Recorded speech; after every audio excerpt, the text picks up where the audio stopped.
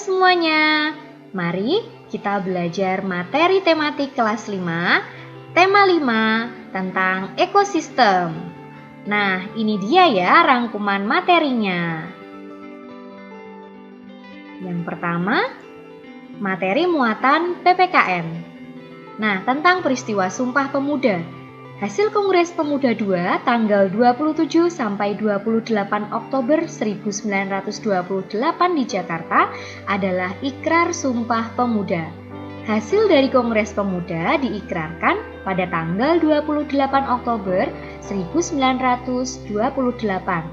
Dalam Kongres Pemuda II, untuk pertama kalinya lagu Indonesia Raya diperdengarkan. Nah, banyak manfaat yang kita peroleh dari peristiwa Sumpah Pemuda. Yang pertama, mempererat persaudaraan. Yang kedua, mewujudkan kerukunan. Yang ketiga, menumbuhkan semangat bekerja keras, bergotong royong, membangun bangsa. Selanjutnya, ini dia teks Sumpah Pemuda.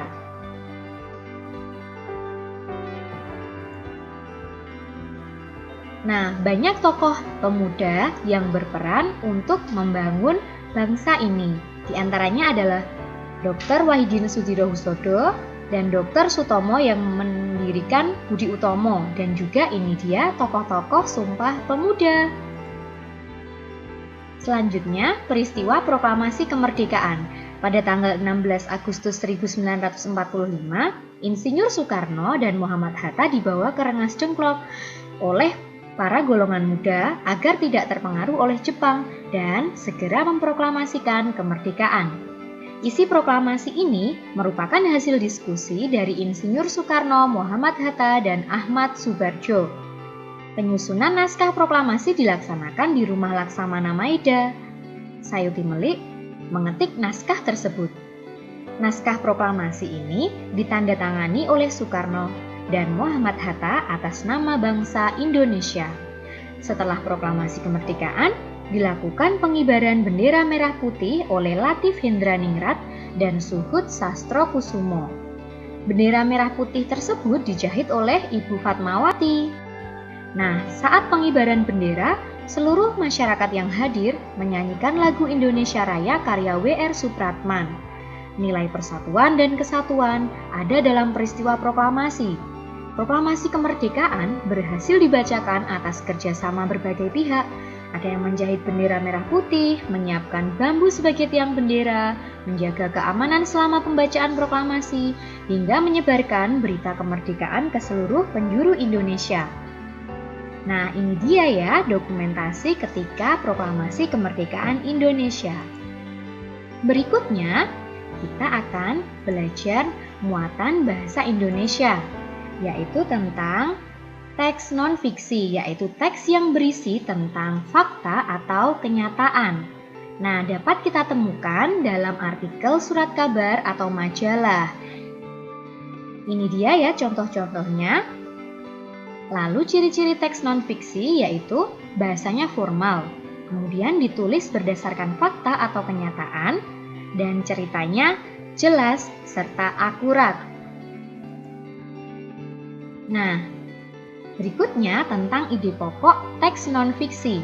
Nah, kita ingat kembali ya, ide pokok adalah inti permasalahan atau topik pembahasan dari suatu teks. Ide pokok berisi gagasan dasar mengenai suatu hal atau kejadian. Ini nama lainnya ya. Lalu langkah-langkah menentukan ide pokok seperti ini. Ini untuk teks bacaan, kemudian yang ini untuk teks lisan. Jadi perbedaannya kalau teks bacaan kita harus membaca, kalau teks lisan kita harus mendengarkan. Nah, itu dia ya materinya untuk muatan bahasa Indonesia. Selanjutnya, kita akan belajar materi pada muatan IPA. Nah, ekosistem dan penggolongan hewan sesuai jenis makanannya. Ekosistem adalah hubungan timbal balik atau interaksi antara makhluk hidup dan lingkungannya. Kemudian, berdasarkan jenis makanannya, hewan dikelompokkan menjadi 3. Yang pertama herbivora, hewan pemakan tumbuhan. Ini ya contohnya. Kemudian yang kedua karnivora, hewan pemakan daging. Ini contohnya. Lalu omnivora, hewan pemakan tumbuhan dan daging. Berikut contohnya. Bisa juga dicek pada video di bawah ini. Selanjutnya, tentang daur hidup hewan. Daur hidup hewan ada yang tanpa metamorfosis dan ada juga yang melalui metamorfosis. Contoh hewan yang tidak mengalami metamorfosis ada ayam, kucing, kambing, sapi, dan lain-lain. Selanjutnya, daur hidup hewan yang mengalami metamorfosis ini terjadi pada serangga dan katak. Nah, metamorfosis itu adalah perubahan bentuk tubuh sejak menetas hingga dewasa. Dibedakan menjadi dua, ada metamorfosis sempurna, yaitu bentuk hewan yang baru menetas sangat jauh berbeda dengan induknya. Lalu, ini dia tahapannya, mulai dari telur, larva, pupa, dan yang terakhir imago atau hewan dewasa. Terjadi pada hewan kupu-kupu, katak, nyamuk, lalat, lebah, ngengat, kumbang, dan lain-lain. Selanjutnya, metamorfosis tidak sempurna, yaitu hewan yang baru menetas tidak terlalu berbeda bentuknya dengan hewan dewasa. Nah, pada tahap metamorfosis tidak sempurna ini tidak ada tahapan kepompong atau pupa.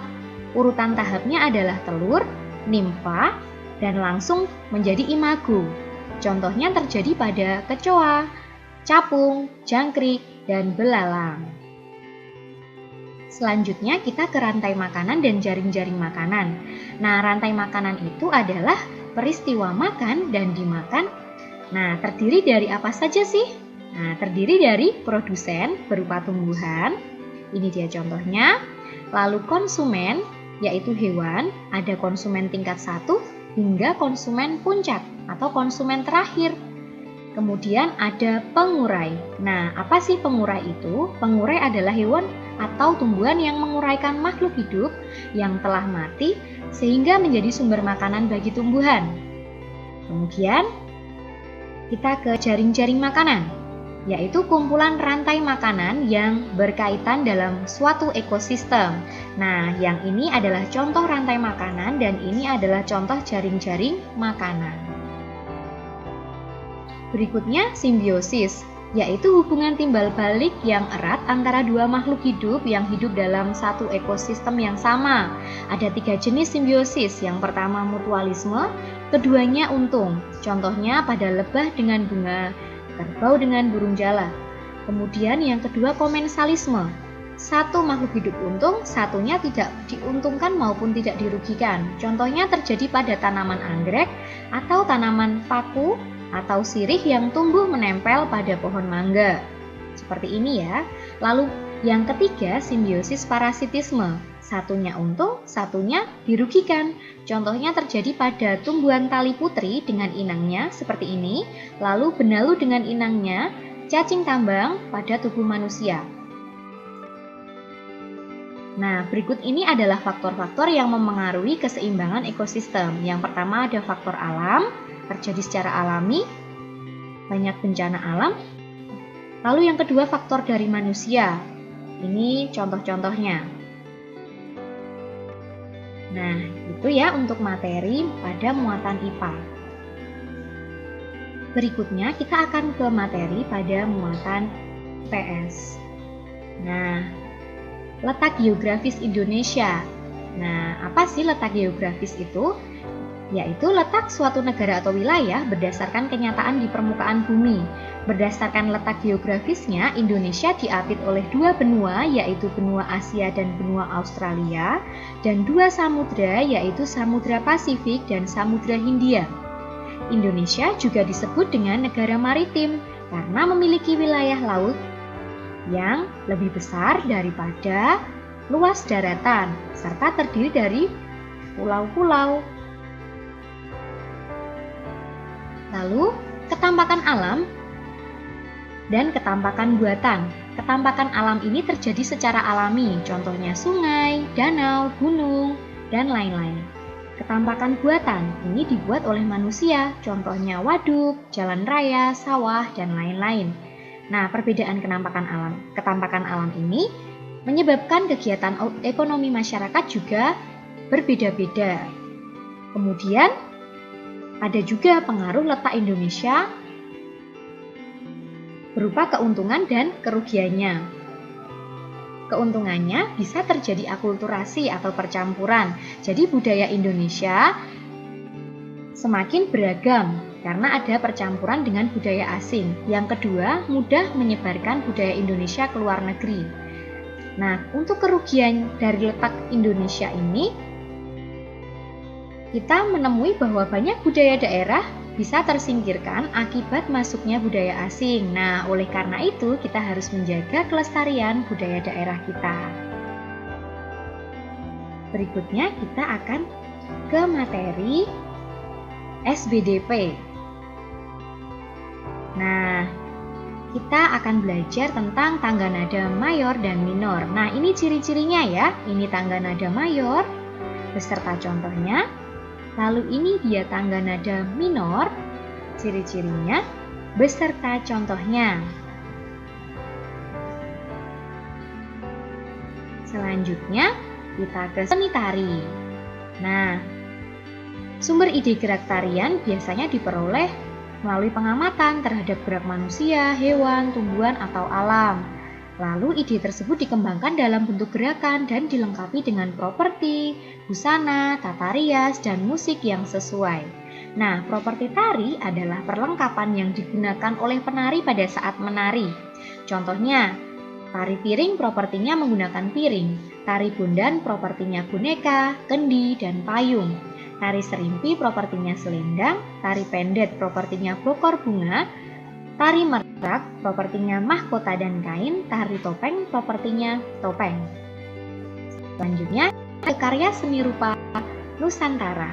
Nah, berdasarkan fungsinya, karya seni rupa Nusantara dibagi menjadi dua, yaitu seni rupa murni, yaitu karya seni yang dibuat untuk dinikmati keindahannya saja tanpa mempertimbangkan fungsinya.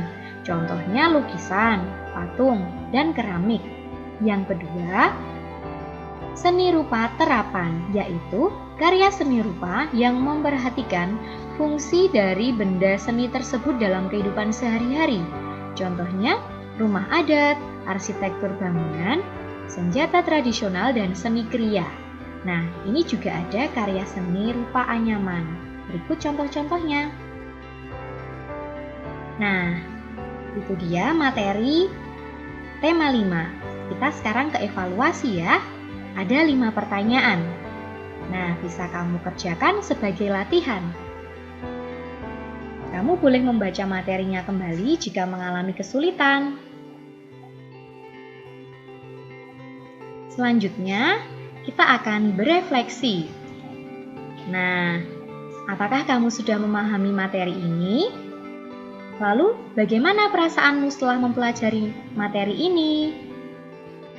Berikutnya, manfaat apa yang kamu dapatkan setelah mempelajari materi ini? Nah, itu tadi ya materi kita untuk tema 5. Terima kasih semuanya.